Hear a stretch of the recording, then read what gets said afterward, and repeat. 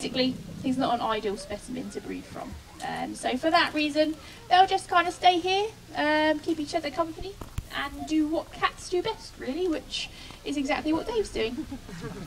Absolutely nothing. And that is what cats do best. And that is very much the case with cheetahs, as it is with every other single species of cat. You find that the smaller species of cat tend to be a little bit more active, but the larger ones and the bigger ones tend just to be happy, just to lounge. And there is a little bit of a misconception with cheetahs. A lot of the time people come and see them in captivity and they go, surely don't they miss out on running? And you have to think about why they run in the wild. Obviously they have this capability to run very, very quickly. And obviously that only comes down to survival. They do it to catch their prey. They don't do it for any other reason. They don't do it for fun. They don't do it for exercise. They do it to survive. And potentially, if a cheetah overdoes it, if they were chasing something in the wild, it can actually do their body a lot of harm. So they literally only do it to survive. And obviously, feeding-wise, if you take out the fact that they don't have to catch their prey, obviously here at the zoo, they don't need to run. So they do what they do the rest of the time in the wild, which is nothing really, lounging around in the sun, enjoying lounging in the grass. So that's kind of what goes on really. These two usually spend most of their time in the bigger pen down there, just kind of lounging about in the grass, but they usually spend it down there and they come up here for feeding so you guys can see them. So that's Dave and Nina. So with that, we'll crack on with the feeding.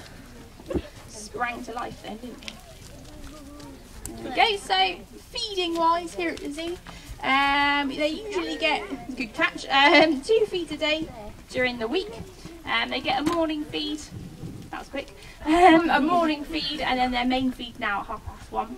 And then at the weekend, so today and yesterday, they only get the 1:30 feed. We skip the morning feeds. The idea of that is naturally in the wild, no cats eat on a regular basis. So it just kind of breaks it up a little bit for them really. Now what they get, today they've got a little bit of horse meat, but as well as that they'll get chicken, they get rabbit, they get pheasant, they get quails, and they get a few other sorts of red meat as well. So they get quite a nice variety, to be honest. So we do give them lots and lots of different things to eat. Quantity wise it kind of varies depending on what it is. And also depending on the weather a little bit. Usually we find when it's very, very warm, a bit like today, a lot of the animals aren't that fussed about eating quite as much as what they would when obviously it's winter and it's cold. So it does vary a little bit. So that's what they get. So I'll give them a little bit more. It's a dog. Oh, there we go. So most of you are probably aware that you find cheetahs in Africa.